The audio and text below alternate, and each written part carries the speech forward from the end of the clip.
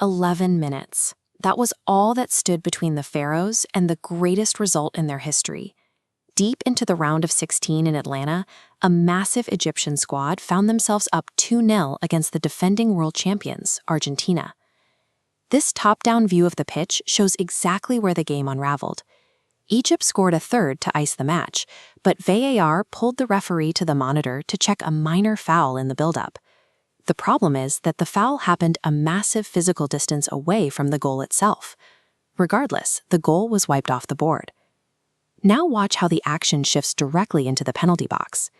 In stoppage time, with the score level at 2-2, an Egyptian forward was caught inside the area. A clear penalty shout. This time, the video assistant stayed completely silent. Seconds later, Argentina charged down the pitch and scored the game winner. This back-to-back sequence broke the central promise of the video assistant referee. VAR was sold to the bowling world as a machine for objective truth, a way to catch glaring errors. Instead, it actively shaped the narrative of the match. When a tournament hinges on fine margins, the subjective standard of when to intervene dictates history. If you continually give one team the benefit of the doubt on those 50-50 calls, you are actively steering the game. The emotional damage on the ground was immediate. Egyptian coach Hassam Hassan refused to call it bad luck. He stated flatly that his team suffered injustice and that the entire tournament felt directed toward an Argentine victory. You might be tempted to write that off as the bitter complaints of a beaten underdog, but the mainstream broadcast booth offered the exact same critique in real time. Analysts like Alan Shearer pointed out the glaring contradiction of letting minor contact slide all game, only to hunt for a tiny hold in the build-up to wipe out a goal. Shearer boiled the entire crisis down to one logical test. Either both of those plays are fouls, or neither is. Nobody expects perfection from an official, but when the baseline standard fluctuates wildly within the exact same 90 minutes, consistency dies. And when consistency dies on a global stage, institutional outrage takes its place. The pattern of officiating anomalies followed Argentina right into the semifinal against England. Global heavyweights were now facing the same inconsistent whistle that had plagued Egypt a week earlier. Look at this breakdown of the first half. The data shows Argentina committed 12 separate fouls while aggressively breaking up England's play. The resulting punishment was exactly one yellow card. The regulatory pushback was practically non-existent.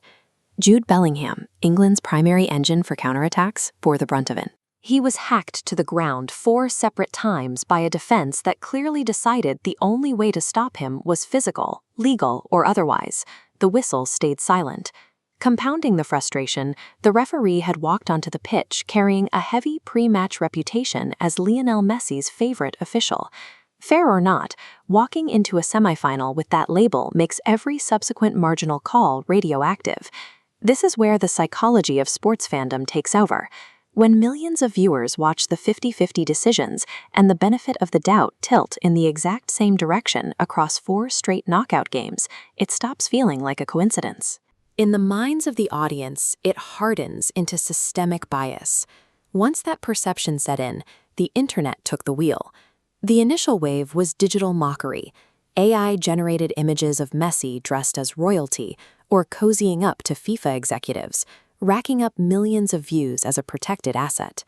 But the noise quickly mutated from memes to active cyber attacks. After the Egypt match, the Argentine Football Association's internal email systems were hacked, blasting out mass messages to reporters, declaring that a so-called robbery would not go unnoticed. Then the outrage hit the absolute gutter. Genuine criticisms of refereeing were hijacked by ancient anti-Semitic conspiracy theories, claiming shadowy forces were fixing the games. People even defaced the referee's Wikipedia page to invent a religion for him, purely to give the bigotry a target. Let's draw a strict line here. Scrutinizing VAR, criticizing inconsistent officiating, and demanding accountability from FIFA are necessary functions of a healthy sport. Inventing global cabals and injecting hatred into the discourse is baseless poison. This collapse in consistent officiating standards created a massive institutional trust vacuum. And in the digital age, when an institution fails to explain its actions, the vacuum is filled by toxic elements of the internet. Here is the uncomfortable reality that the conspiracy crowd simply refuses to accept. Argentina didn't actually need the referees to win. They are a generationally brilliant footballing machine. This chalkboard maps out exactly how they dismantled England. Instead of forcing the issue against a deep defensive block, Lionel Messi drifted into the half spaces and wide channels. Through calculated, delayed runs, Argentina completely bypassed England's man-marking system. It was a tactical clinic. On the defensive end, they earned their survival. Go back to that chaotic stoppage time against Egypt. Leandro Paredes made a full-stretch, last-ditch interception to deny a near-certain goal. Analysts called it the most iconic defensive act of the entire tournament. To understand this tournament, you have to hold two conflicting truths in your head at exactly the same time. A legendary team can win on undeniable tactical merit while simultaneously surviving inside a deeply flawed, inconsistent officiating environment. But the burden of that flawed environment rests squarely on FIFA's shoulders.